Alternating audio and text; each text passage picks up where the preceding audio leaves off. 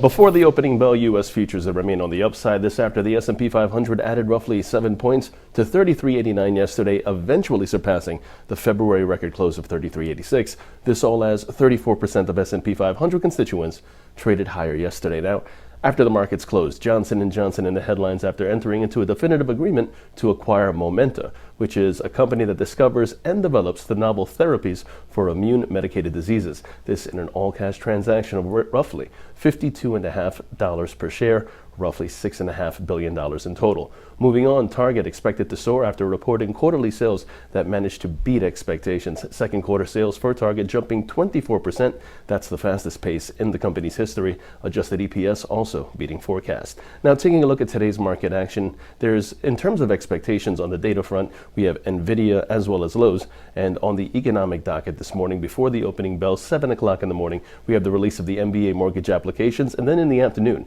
2 o'clock, we have the FOMC minutes. Taking a look now at the markets, the S&P 500, that's where we begin. That sees the bias remain bullish. Moving on, the Nasdaq intraday, that happens to see a bullish bias above 11,340, and that's in focus.